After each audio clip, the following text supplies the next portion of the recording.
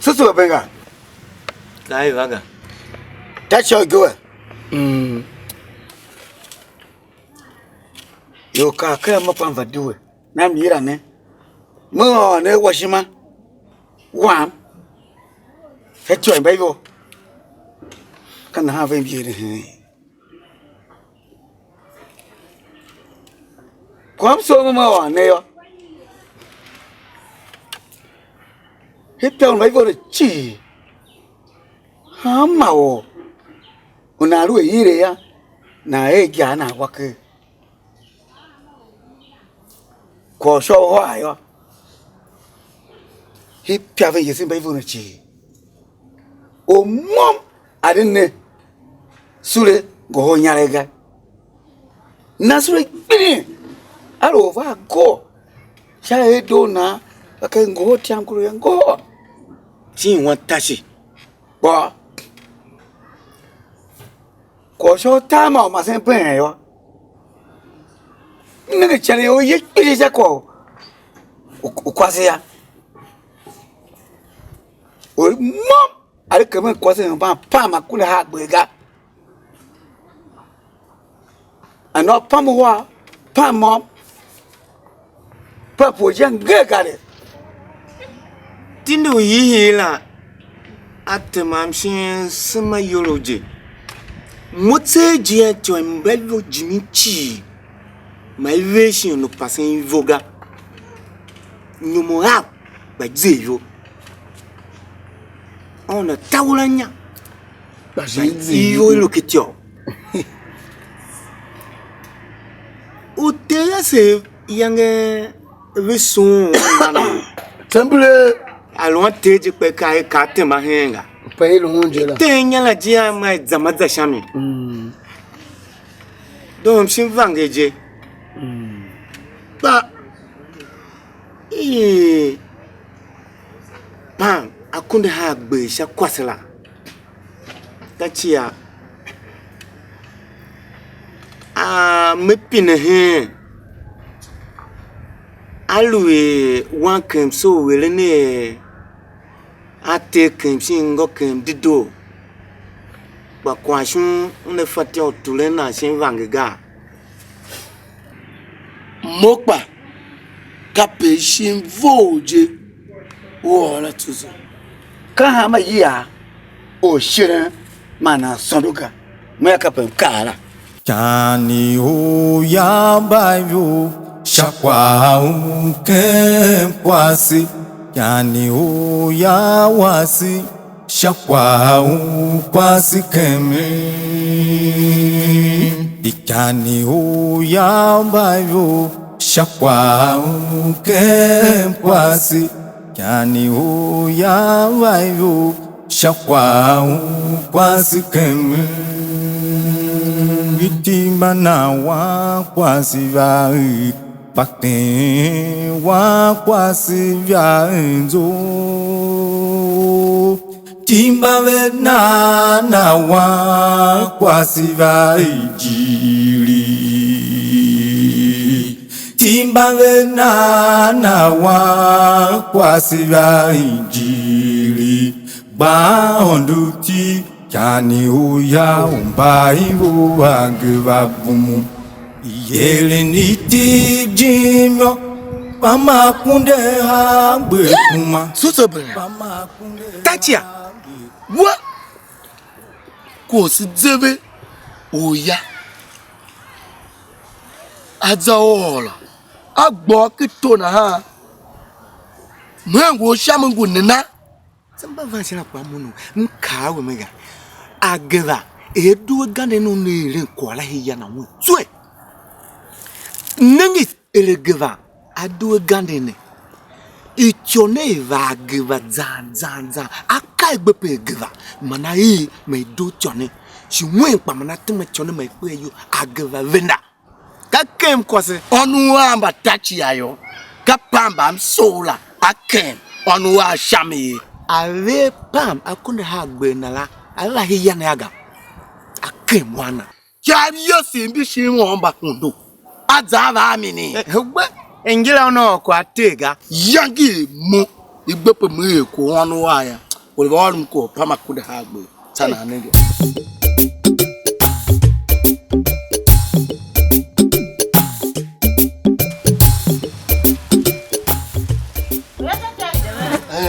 Waya. Mo ide fulakata. Owo. Elifeye. Hitarumba yo. Hamu na luemu. Kishumayo. Nage. Ageva yira chochi. Kashamu. Danya jime yao ya ageva ye. Aungwa eli. Iluva ye wanyo. Mana ageva ye. Hita neyo. Omo adene wan kila. Humban pam. Akunde hagbega. Injira ka ye wan wasi oluva. Oya ageva da unguna. Ada gbawula cha. Yono wa no hivese. Nahanga. Yaka iye. Kat wanga. Alwe. Aguwa fawone we. Hita ne ya. Wanu oluva ye wawa one luwes kunde bashigayo. Pama kunde hagbega. Uneda ken wanu oya. Timbawe na wa kwasiva ijiri. Timbawe na wa. Masen, ilo he ya ma. Siba tuma he na ha. Wakwa gonu wo ashimla. Ma si he nongu elujira. Mupa o ya wose. Hene kwa ve wo gachi elujira. Ngi na ni abaduwe mi hipenta wose higene. Ikeme kwasi hapa makunde hagbe. Wala na ha mu ya tavu moju tavu mu me. She mimi ya kwala. Atavu mu wo negeni na. Ngatuma. Wala zuwa gashi edoga. Ba. Abi kushije. Gande. Atu kwasi wa na eva duwe kwa kemo kwa dubukunde ahagbe. Pama kunde hagbe. Ka shami kenga. Ba ilu wona ngame she ka wo ye ya ka di ko nagejega. Amu ya mnege kwa bosha kwa alaga. Wo nege na ha. Wo nege kwa bosha kwa alaga pa. Moya mgu wa ru he. Chatu nege sekasi se ba malamba yeni. Ko ma wonu ya chana mi. Kasi kusumba ye. Ah nege. Igene shen gene ga. O kana nege kwasa dona. Ko na chi wana ya na ye. Unega. Na higene ma da vati ne na ha. Ide kemwe kwasa humba na halaga. Hipenta wosine. Na ha gura na ha. Moya we o na na pa moya tabu mo duamsha kwaga. Ken kwasi ti kaute wanze o. Kwasa. Mso. Muka TV. Mokangu. Mbani fan we. Ko hitana. Mo famza. Mu ma TV. Ma si ko yi. Mansa mfo hana. Mo ni ma fan we hitana. Kuma ninga we aga. Ko ya mshin bani shima. Krito. Ushima. Ngwa kwa mahinde kijumo. Wala de kijumo da bana mingo na da bana hanene. Ko ashin kan morun jene. Ko ashin morun jene. Gban kwa ni gbashega. Wo ba la hama la haza. Tam mo ko wura kana ka wura de kijumo. Kana na ba worum ko la. Yem shin yango chitin kyon. Yeah. Nge yemene. Kama kunde hagbe onu koro we na. Chani o ya bayo shakwa uke kwasi. Chani o ya wasi shakwa ukwasi keme. Chani o ya bayo shakwa uke kwasi. Mo yamni mukem na masima mikem. Ba o yalala awa na ya mo. Nigga me ladi o ba jima ba yo ana masima ko na o mo na kwasma mi. Oya oi. Oya oi kem ni bam akunda agbo tsere Jika tenka oya mawanamga mona halaga ngwa simple na yem da voice show yo ya mari lukumbala dio wa meka pama kuna agbo ya wiye mo da voice wanu oya ngwa simple ga jika tenka kwano ka po da gunungoga mo sichi sama kiwi hey donu mo ko sichi akebi oyaga na ru so wo da boss one we give yaga yanda boss one we give nage ko to yo sha bashi me kanyi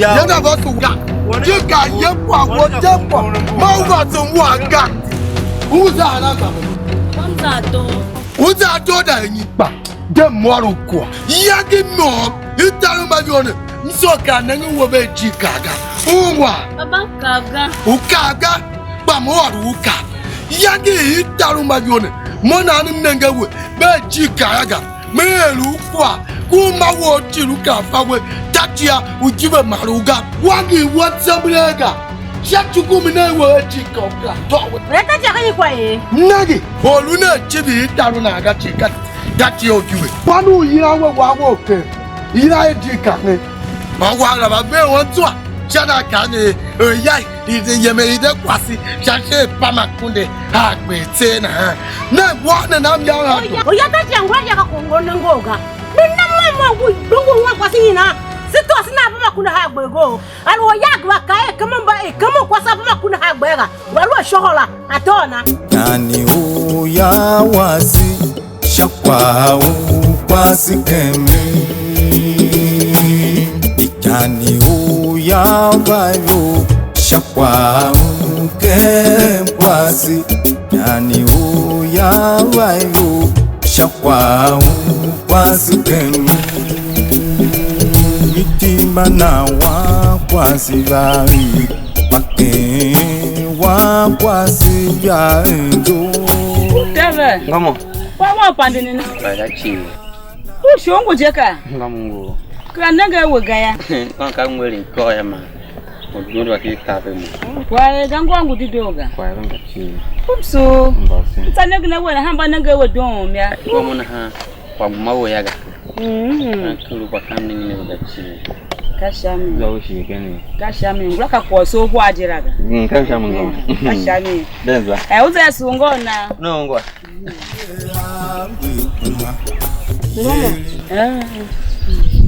ufa wane hana uteve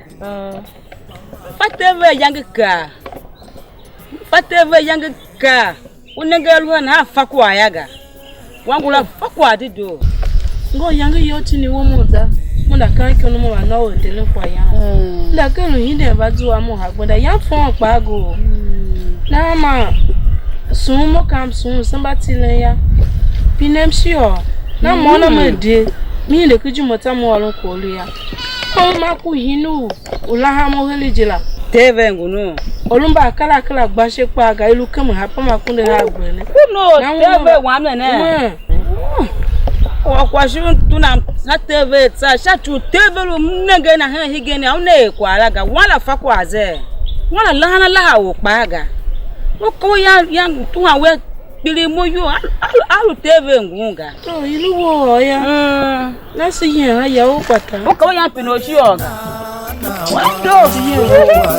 Chika jina ga ban gbo kwa ga nega ban po aga ni kai kwa nyoda wala tere mshaya mu ni mola tenka ma inge o ya ba o kamu idishene mona mu ladi o ba la jemu ba yo na ma ka na ino inambu bi ma tenka ma ngulungu na mo kumosha pa kunde ha gbetega alaga Chika na kwa sangu kale wo so kwa sia zaira la mama wa kama wa manno kwa sia kwa sangu kale ngo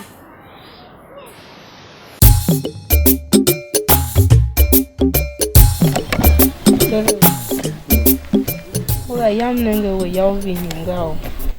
O ya mama na shi ma o hiula ha mola. Na kwa shun tava motembre dido. Nenga. Yam ngi wona hanga. Kam don ma yang. Malum kuru wala. Yang nglang. Tay ngon na lai ngokwa. Demo kwa bo. Ngwa. Demo kwa bo. Wewe yanga. Nisha mimi ngwa. Kange mukule shia mahani. Kange motengwe. Tangi kwa unenge nikere. Kam don tato.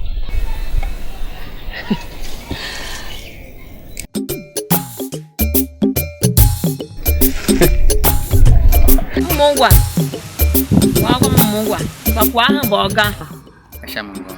No kusa kwa weka atawe. Mungu malagachi. Mimi wawa. Waya base ogeba. Kama tachi avanza. O pare na. Waya kanye ebe ni watire chine kongo. Tebe o nege mgudon. Avesha mona ala mawe seve vele won gbona bese tire han so ton don. Tebe o nege mgudon. Ukra fai. Tebe alupe hitalomba yo chi uvesinga. Takpe vutire mi hama jiri gon kwasa hia hita wosi umba yo. Tebe kada baby. Hama shenu nenge tebe ku baby. Na we uma gbodo wan do kwasa simply yo. Kakpe uto nenge tebe tigela. Ye tsongo tswe umba yo. Nenge Katebe Yagi Tisa Gonwaluene ne wano kwasi uyiraye sechivi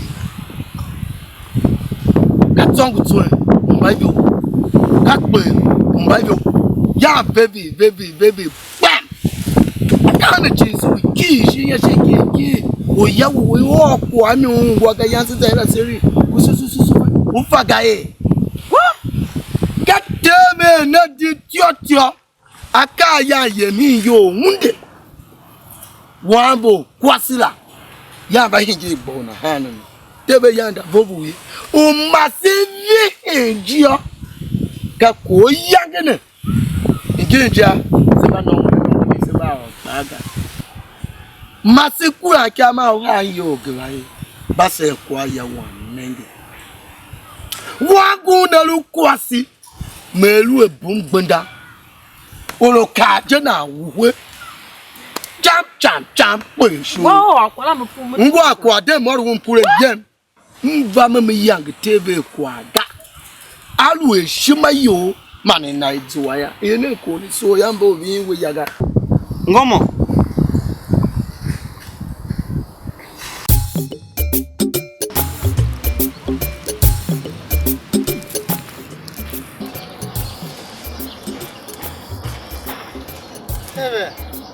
Boko. Na kuru bule. So toki wana na. Onenge. Fame.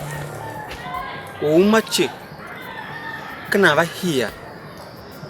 Ya na waya. Elu. Mbanchija. Nonso. Ufa umo yangi siluke hitane ya. Sega. Umo wo yo luke ya ko mo vele kenya poso. Ya no kuma na wewe. Ba demo walo. Nonso. Kana ba hia yaga. Kana waya. Na msono mba waya himo yaga. Ndazwa kwasi. Wanu we giver. Mbela me yene we wan kwasi ne. Jimo nzahin yana. Sube la me he ya. Tachi ya. Padu hele. Boko ninge tachi ya yange hundun kwa. Vindi. Yila moti. Ba mo tongo tun. Mba hivyo. Yila mo pe. Na ha. Mi den zahin yo ngon kyaga. Boko. Nye mongo TV. Nenga. kwa kali hegade do kana bagin kana se kwa shibai se bagin ka se tondu gende do o fa ko pe ka ega ka mala ma pe ba huma wo pe ba huma wo jidi pe ba huma ka wo yana yak pe kin so wo ba huma ka mimi ba malo ko ge ba buru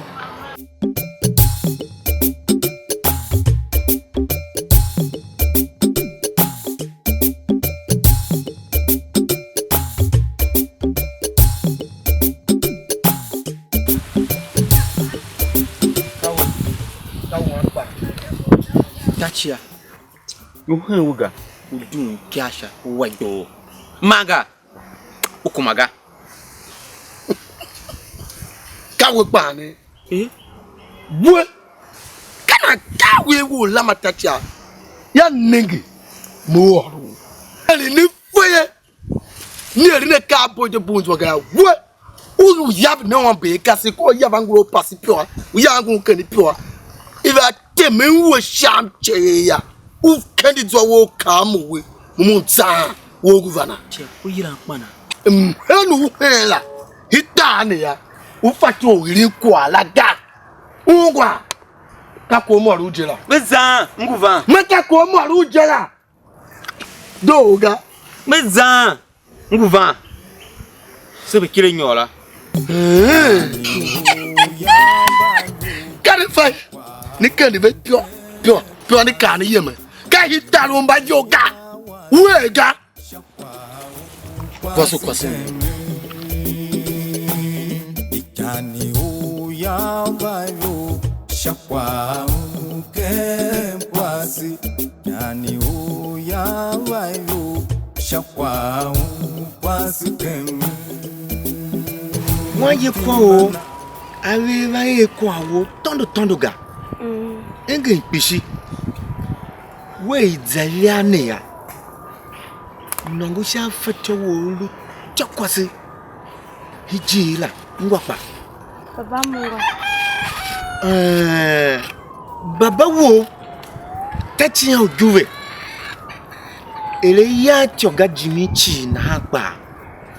We zaya hemba kwasi hijila.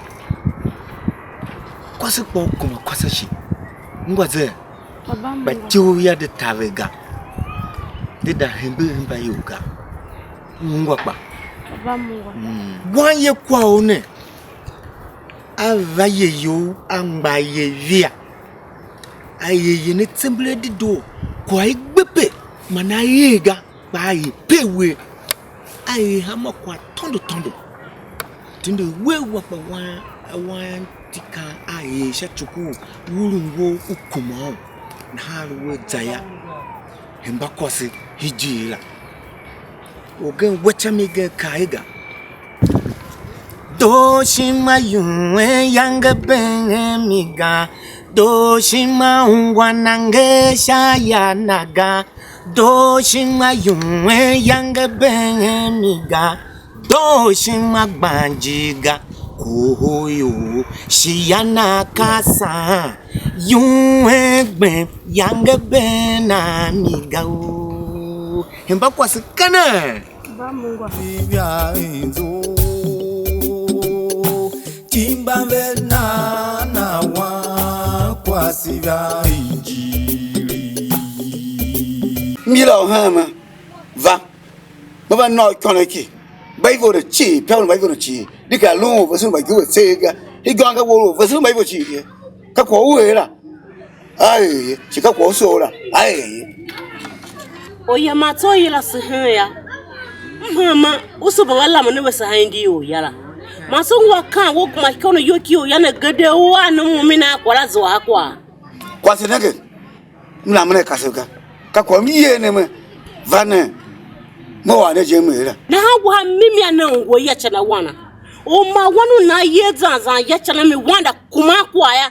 Wo kan wo na tona na pa makunda hagbe. Na wo ngo kwala kito wo hede zo akwa. Akiva nenge. Umawa unamga. Shim yenjo ve wega.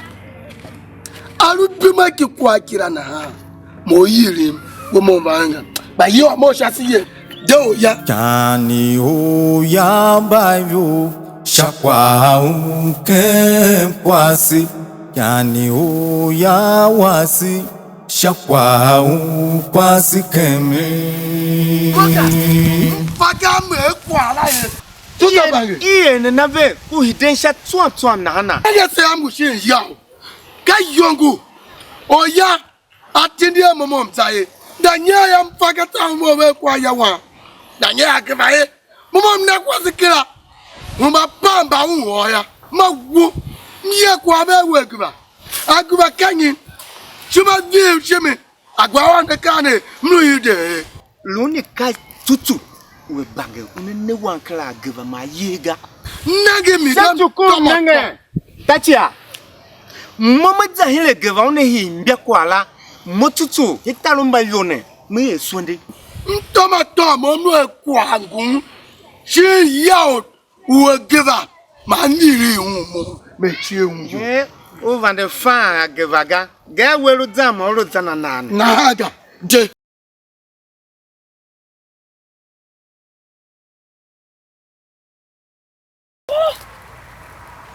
Batimana.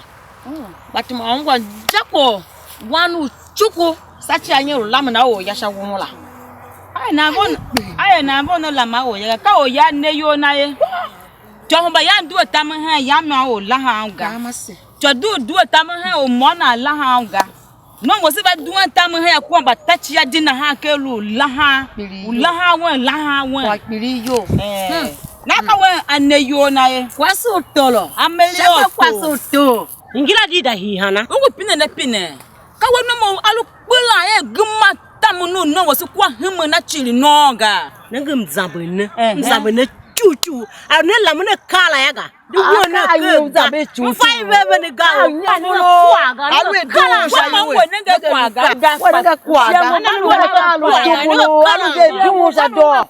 Yele ni tijimyo Pama kunde hangwe kuma Pama kunde hangwe kuma Yele ni tijimyo Pama kunde hangwe kuma Pama kunde hangwe kuma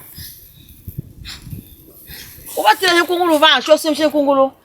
Wonga wuyo kawo mo ya mo di na ni ho nga e hinyo shim da bana wo ya ngulu mu wo mu bosu Ama ilu je ngwa owe itoku tu anti ka pebe. Ana. O alonga. Ka ya ma ya. U ba pa do ba ka ku. Jani o ya wasi shakwa unkwasi kemi Jani o ya bayo shakwa wan bashi Oya. shima don kega wan bashi ka hanu zuwa yiwe nyame ujiru veri nswala ka hanu zuwa yiwe na Oya nye nzakan. Uwanu tachia. We kwasu tachia nye na wa goto hola e. kemu wanu wana Wanu tachia wanu oya. tachia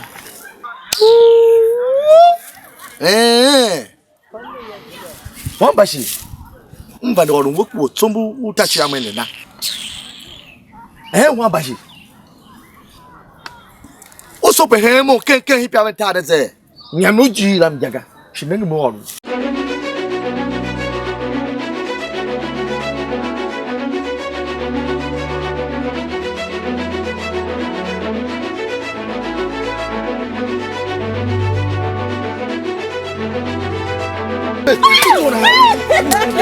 Yani mo Chale kwata mani bana wo kwa mani bana wo kwa